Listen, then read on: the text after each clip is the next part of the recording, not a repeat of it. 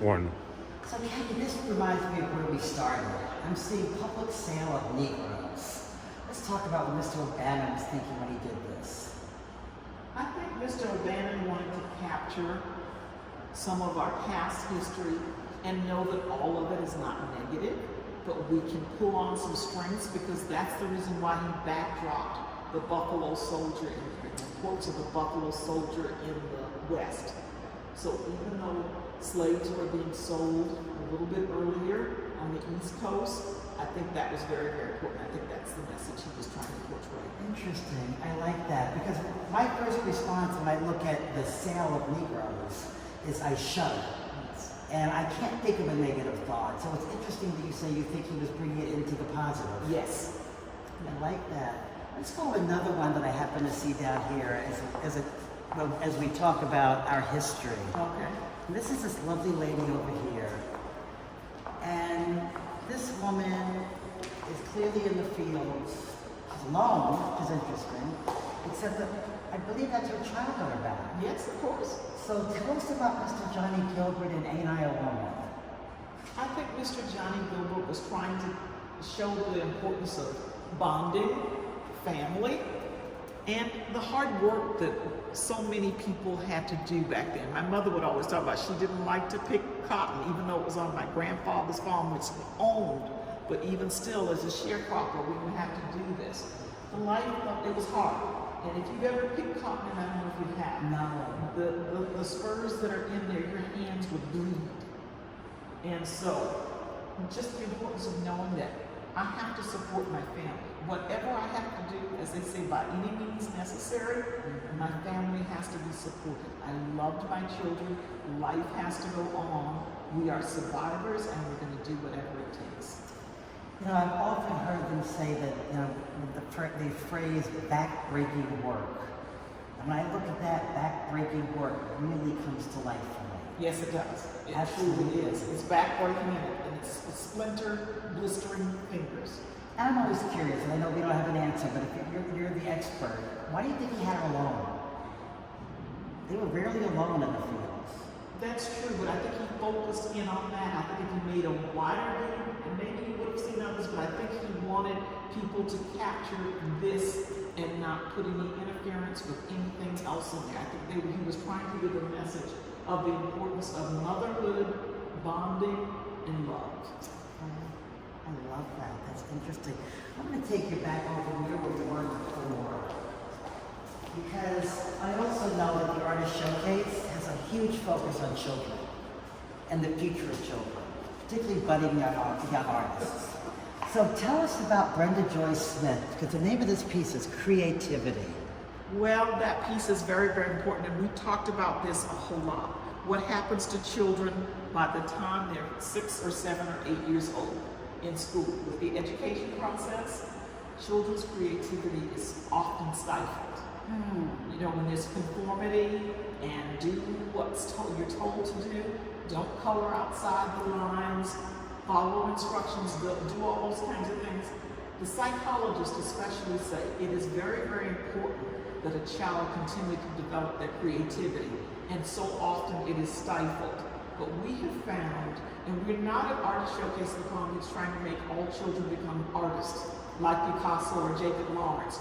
We're trying to get them to tap into their creative side, their critical thinking, and all of those things are extremely important. Most of the time, children go into the shell when they've had lots of problems at home, things going on, food not being there, those kinds of things. Usually the psychologists say, let's give them coloring pencils and let them express themselves artistically. Okay. And I happen to notice these are little boys. Yes, they are. So that's interesting as well. Because I remember as a child in school, art would not have seemed to interest little boys. And these little boys are intense there. But you know, it really is, and that's where the stifling comes in. And that's when children are told, you play sports, you do this, you cook, those kinds of things.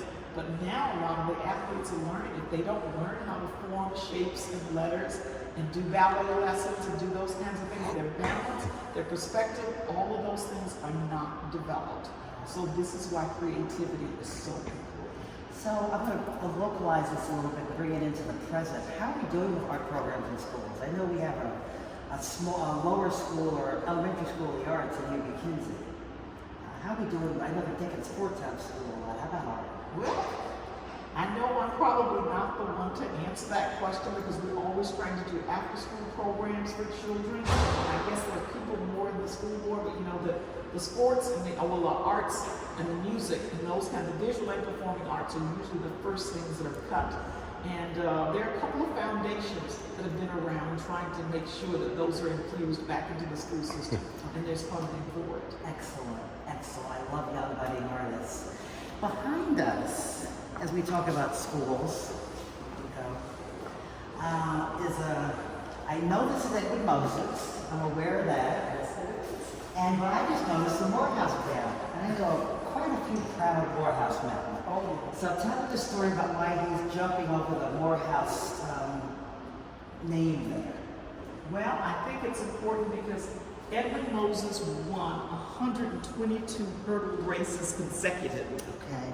The original of this piece is now in the Olympics. It is in the Olympics. Is it Switzerland? That's where it's a huge piece. 3 times that size. Okay. And that is where the original is. The artist is Joel Gresham. He's originally from Fort Lauderdale, Florida. Oh, Now lives in Atlanta. He and Edwin Moses went to Morehouse together. Here's the And top. Edwin Moses was a physics major. His mom and dad emphasized academics and how important academics was. Sports and other things were the recreational side, but the academics and education was what was most important. Oh, now, I want to get deep on this piece because there's a couple up there at the top with a little boy. Parents, probably? Probably parents, yes. His parents. His parents. I think one was a teacher and one was, I believe, a principal, but they were really into education. That was extremely important because they say, you know, you might get hurt playing sports, but once you get your education, that is going to be the key to your freedom and liberation. It's so important to teach our children. So important. It really That piece looks like he's coming right out of it. I just love that. We brought him here in West Palm Beach many years ago. He was here and he jumped over a couple of chairs at one of the, I think the George Boys and Girls Club. Right. in the area. Oh, what fun. Yeah. I love it. Since we're right here, I'm going to back up. And I'm smiling when I look at this one because I know Karen Martin. She's one of the, as you know, I'm a local artist as well. So Karen is someone I've worked with before. Tell us about Black Soul. Black Soul, I think, and I really should have Karen to talk about this, but Karen is a very interesting artist. She likes to do art in public places and has been doing a lot of projects. She likes busyness in her work. I think you can find everything in it. It's very unique. You can find whatever you like. Mask, the African mask. You can find faces. You can find games. You can find, you know, Karen does purses, shoes, Yes. everything. So Yes. she's a fantastic artist. I think she did the Riviera Beach, the water tower in Riviera Beach. She did that. She's amazing. Yeah, she's Let's a go to a wonderful couple of her other pieces down here since we know she's local. Karen does a lot of mural work as well, if I'm not mistaken. She does. Here's another one of her black and whites over here. Yes, it is. And what's this one called? This one is called Sun Soul. And I think if you look at the center, you can really see the sun and then everything else that's around it, all the other faces and masks. I think you can even see, to me, I kind of see bananas and almost like musical instruments. So you can find everything in the sun and soul. So soul music, the sun, where things originated. It'd be a great Sunfest banner. wouldn't That it? would be a great one. Have her called Sunfest. And let's turn around Okay. now because you- Karen goes colorful over here. We've looked at 2 of Karen's black and white pieces, but let's look at this one. Now this is a pastel on paper, and this is called Universe. Now I think we can find everything. I think I see the planets, I see faces, I see symbols, I see looks like people riding bicycles, but there's a universal language, I think, when it comes to art. I love it. I think that's just great. Let's take one more page over here. Okay. But I hate to end this segment on a sad note. But as I look at this one, it really touches me. So tell us about Arthur Dawson, and you can tell us about the piece. The piece is called Sweet Tears for Justice. This was really dedicated to Trayvon Martin. When we start talking about social injustice and all of the things and the police brutality that happens when young people wear hoodies and they are perceived a lot of times as trying to do something bad. But this is a cultural thing, and a lot of people, because of the weather conditions or whatever, if it's going to rain, they have to have hoodies.